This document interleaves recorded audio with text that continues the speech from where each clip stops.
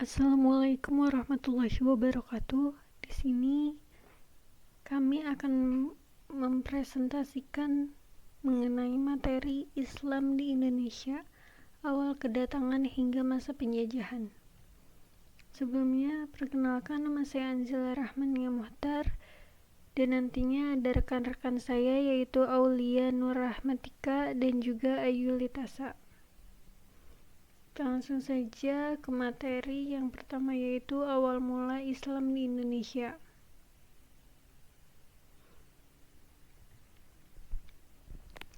Ada beberapa pendapat yang berbeda yang banyak diakui adalah bahwa orang yang menyebarkan agama Islam di Indonesia adalah orang luar negeri. Nah, teori-teori ini ada 4. Yang pertama yaitu teori Gujarat atau India, di mana pertama kali Bijinapel dari Universitas Leiden mengaitkan asal-muasal Islam di Indonesia dengan wilayah Gujarat dan Malabar. Menurutnya, orang-orang Arab yang bermazhab Syafi'i berimigrasi dan menetap di wilayah India. Kemudian orang-orang India yang membawa masuk Islam ke Indonesia. Nah, pendapat Bijinapel ini kemudian dikembangkan oleh Snodgrass yang berpendapat bahwa begitu Islam berpijak kokoh di beberapa kota pelabuhan anak benua India, banyak di antara Muslim India bertindak sebagai pedagang perantara dalam perdagangan Timur Tengah dengan Nusantara. Mereka datang ke Nusantara sebagai para penyebar Islam pertama, baru kemudian disusul oleh orang-orang Arab yang melanjutkan penyebaran Islam di Nusantara. Kedua, ada teori Arab, di mana dikemukakan oleh Crawford. Ia mengatakan bahwa Islam dikenalkan pada masyarakat di Nusantara langsung dari tanah Arab. Dengan sedikit pengembangan teori Arab ini didukung oleh Kaiser yang berpendapat bahwa Islam di negara ini berasal dari Mesir. Hal senada juga dikemukakan Yeman dan De Hollander yang mengatakan bahwa Islam di Indonesia berasal dari Hadramaut, Yaman. Sementara Pejifet berpandangan bahwa orang-orang Arab yang melakukan pernikahan dengan penduduk pribumi yang berperan dalam menyebarkan Islam di pemukiman baru mereka di Nusantara. Kemudian ada teori Persia yang didasarkan pada beberapa unsur kebudayaan Persia, khususnya kaum Syiah yang ada dalam kebudayaan Islam di Nusantara. Teori ini didukung oleh beberapa peneliti lain, diantaranya oleh P.A. Hussein Jajadiningrat. Kemudian terakhir ada teori Cina yang dikemukakan oleh Immanuel Godinho de Herradier, seorang saintis Spanyol. Teori ini juga didapatkan dari catatan Mahwan, seorang penulis yang mengikuti perjalanan Laksamana Cheiho. Dalam tulisannya, ia menyatakan bahwa sejak kira-kira tahun 1400 telah ada saudagar-saudagar Islam yang bertempat tinggal di pantai utara Pulau Jawa. Kemudian ada proses Islamisasi di Indonesia. Ada 6 cara yang berkembang di Indonesia. Pertama, ada perdagangan. Perdagangan ini berasal dari pedagang Arab, Persia maupun Gujarat, yang hal ini terjadi sekitar abad ke-7 sampai 16, yang perkembangan lalu lintasnya, pelayaran dan perdagangan dunia itu berkembang pada saat itu. Tidak hanya melakukan transaksi niaga, para pedagang dari Arab, Persia dan Gujarat mengenalkan ajaran dan nilai-nilai Islam kepada masyarakat Indonesia, kepada mitranya, lalu kepada masyarakat sekitar. Kemudian ada yang kedua, yaitu pernikahan.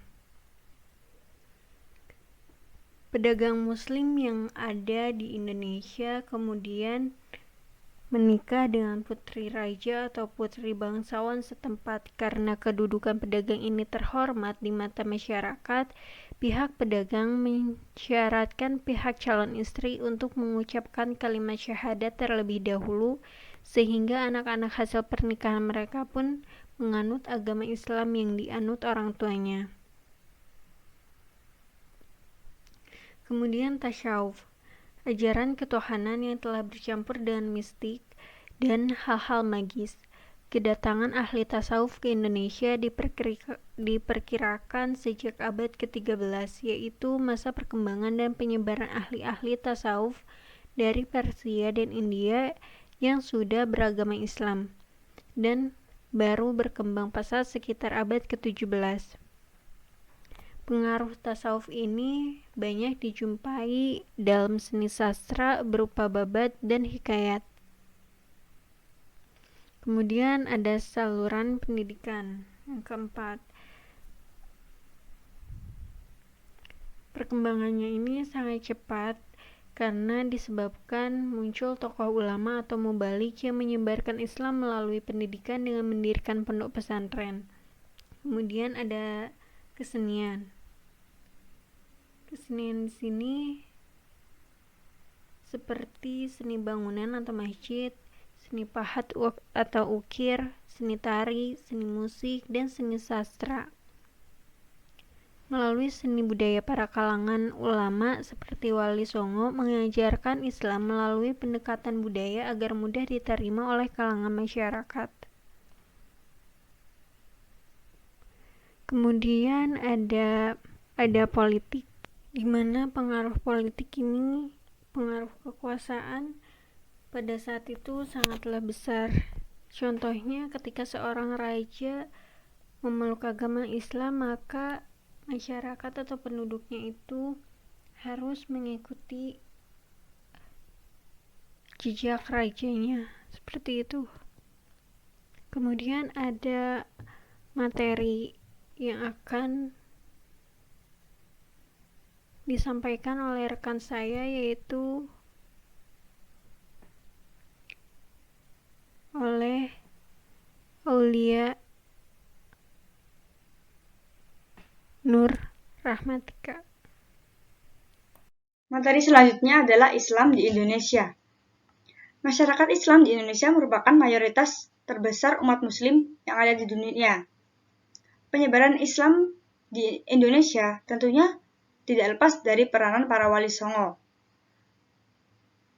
terutama pada Pulau Jawa. Kedatangan Islam di Nusantara membawa aspek-aspek peradaban dalam dimensi yang sangat luas, termasuk sistem politik, ekonomi, budaya, bahasa, dan aksara. Mengikuti pendapat Koncharaningrat yang diikuti pula oleh Badri Yatim, peradaban sering dipakai untuk menyebut suatu kebudayaan yang mempunyai sistem teknologi, seni bangunan, seni rupa, sistem kenegaraan, dan ilmu pengetahuan yang maju dan kompleks. Jadi peradaban umat Islam itu lahir dari ruh ajaran Islam dan mewujud dalam berbagai bentuk. Dan landasannya adalah kebudayaan Islam. Aspek-aspek yang dijangkau oleh peradaban Islam pun meliputi 7 aspek kebudayaan. Ketujuh aspek tersebut ialah sistem religi, sistem ilmu pengetahuan, organisasi kemasyarakatan, bahasa, kesenian, sistem mata pencaharian, serta sistem teknologi dan peralatan. Sementara itu, kebudayaan Islam lahir dari realisasi semangat tauhid yang bersumber pada Al-Quran. Peradaban Islam tidak lain dan adalah hasil dari manifestasi nilai-nilai Al-Quran dalam seluruh bidang kehidupan umat muslim. Salah satu contoh peradaban yang ada di Indonesia adalah adanya aksara Arab. Aksara Arab adalah sistem aksara yang utama digunakan di dunia Islam. Bersamaan dengan masuknya Islam di Indonesia, aksara Arab diserap dan mengambil bentuk kreatif menjadi aksara Jawi atau Pegon. Aksara ini dengan cepat menjadi sistem tulis utama yang digunakan di Semenanjung Melayu, menggeser aksara-aksara lokal lainnya. Namun, di Jawa sistem aksara ini tidak serta-merta menggeser kedudukan aksara Jawa yang telah mapan, termasuk dalam tradisi tulis di Keraton Yogyakarta dan Surakarta. Kedekatan antara Islam dengan budaya Jawa di lingkungan keraton berlangsung dengan dinamika yang khas. Keraton merupakan jantung kebudayaan atau center of excellence dalam kosmologi masyarakat Jawa. Kedekatan antara Islam dengan budaya Jawa di lingkungan keraton berlangsung dengan dinamika yang khas. Sebagaimana diakui dalam Keraton Jogja, The History and Cultural Heritage, Wonderview yang dianut di Kesultanan Yogyakarta adalah Islam Jawa. Keraton Jogja is built upon its own worldview, which is derived from the Islamic Javanese culture. Pandangan hidup itu terrefleksi dalam gelar sultan, yaitu sampian dalem ingkang sinuwun Kanjeng Sultan Hamengkubuwono Senapati ing Ngalago, Abdurrahman Sayyidin Panatagama Khalifatullah. Gelar tersebut menyiratkan bahwa sultan merupakan pemimpin politik pemerintahan, panglima perang, sekaligus pemimpin agama. Kedekatan antara Keraton Yogyakarta dengan Islam juga dapat dilihat dari koleksi naskah yang tersimpan di Perpustakaan Keraton Yogyakarta, seperti naskah Puji 1, naskah Cebolek karya R.N.G. Yasadipura 1, naskah Warna-Warni Puji 2, dan naskah Menak Malebari karya R.N.G. Yasadipura 1-3. Naskah-naskah tersebut sebagian besar kandungannya berisi tentang informasi bagaimana keraton menggunakan Islam sebagai tatanan kehidupan. Puji 1 dan Puji 2 misalnya, berisi informasi bagaimana keraton menyelaraskan ilmu-ilmu mistik kejawen dengan ilmu tauhid Islam. Bahasa dan sastra Jawa dipakai sebagai bahasa pengantar untuk menyandur kitab-kitab agama Islam yang semula berbahasa Arab ke dalam bahasa Jawa. Proses transliterasi ini ada yang beralih menggunakan aksara Jawa, tetapi ada pula yang mempertahankan aksara Jawa atau pegon. Aksara pegon merujuk pada aksara Arab yang digunakan untuk menuliskan teks bahasa Jawa. Corak Islam diterima oleh keraton tidak dapat dilepaskan dari unsur-unsur budaya Jawa. Ketertarikan para intelektual Jawa terhadap perbendaharaan pesantren menjadi awal mula penyerapan nilai-nilai budaya pesantren oleh kalangan keraton. Penyerapan ini menghasilkan naskah-naskah Jawa yang berisi ajaran-ajaran agama Islam. Suntingan naskah, terutama naskah yang mengandung teks keagamaan dan hasil pembahasan kandungannya, dapat menjadi bahan penulisan perkembangan agama yang sangat berguna. Melalui teks semacam itu diperoleh gambaran, antara lain perwujudan penghayatan agama, penerimaan agama dalam kepercayaan masyarakat, dan sebagainya. Oleh karena itu, pengkajian mengenai manuskrip Islam dan aksara pegon merupakan salah satu modal utama untuk memahami warisan peradaban Islam dari para ulama Jawa pada zaman dahulu. Islam masa penjajahan. Pada masa penjajahan, gerakan dakwah banyak diarahkan ke jihad menentang dan melawan dominasi penjajah. Penjajahan di Indonesia dimulai pada saat Belanda membentuk Kongsi Dagang Oost-Indische Compagnie atau VOC. Awalnya, VOC bertujuan untuk mengembangkan perdagangan dan menghindari konflik perdagangan dengan bangsa barat yang lainnya. Akan tetapi, dalam prakteknya, VOC melakukan monopoli perdagangan dan politik adu domba kepada para raja dan pemimpin daerah, sehingga merugikan penduduk baik dari segi beragama maupun kehidupan sosial budaya. Perlakuan pemerintah Belanda tersebut menimbulkan perlawanan dari segala penjuru Indonesia. Perlawanan ini juga berasal dari kerajaan Islam maupun masyarakat Muslim lainnya. Peperangan tersebut antara lain Peperangan Banten, Geger Pacinan, Perang Diponegoro, Perang Aceh, dan lain sebagainya. Karena banyaknya peperangan yang dilakukan masyarakat Islam, Belanda menyadari pengaruh Islam di Indonesia sangat berbahaya.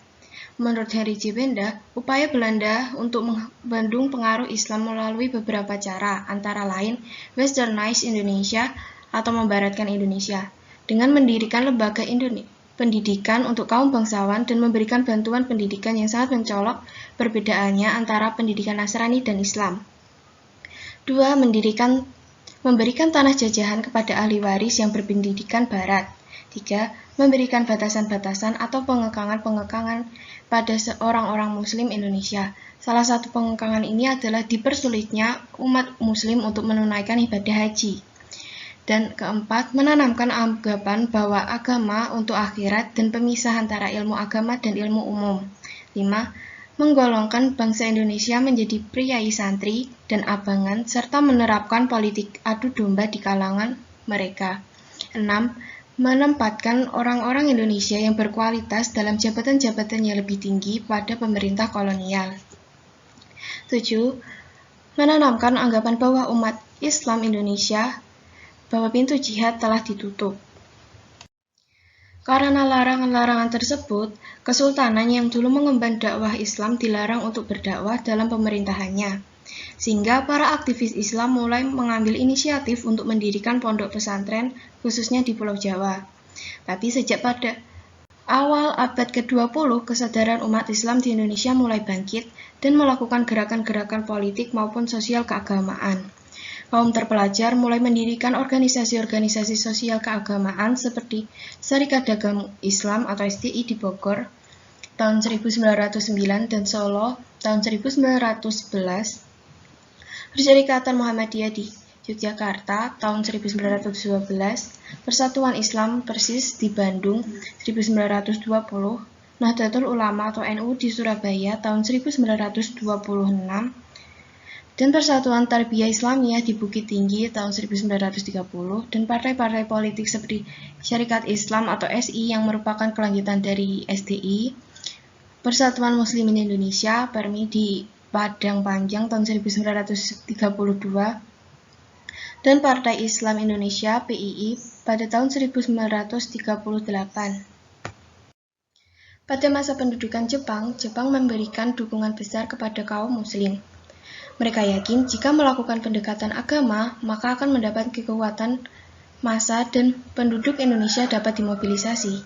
Jepang yang tidak suka berhubungan dengan parpol Islam akhirnya pada tahun 1943 mendirikan Masyumi untuk menyatukan dan mengkoordinir seluruh pergerakan muslim. Walaupun Jepang memberikan dukungan besar pada kaum muslim, tetapi ada kebijakan Jepang yang menimbulkan perlawanan, yaitu ritual Seikirei, yaitu ritual yang dilakukan dengan sikap menghormat dan membungkukkan badan ke arah matahari terbit setiap pagi. Meskipun selama perjuangan merebut kemerdekaan, pihak muslim merupakan kekuatan terbesar, dan akan tetapi begitu detik-detik menjelang kemerdekaan, kekuatan mereka terpecah. Akhirnya, kekuatan nasionalis mendominasi kekuatan. Tuntutan pihak muslim untuk menjadikan Islam sebagai dasar negara hanya sebagian yang dipenuhi, yaitu dimasukkannya dalam Piagam Jakarta dengan kata-kata kewajiban bagi muslim untuk menjalankan syariatnya. Terima kasih.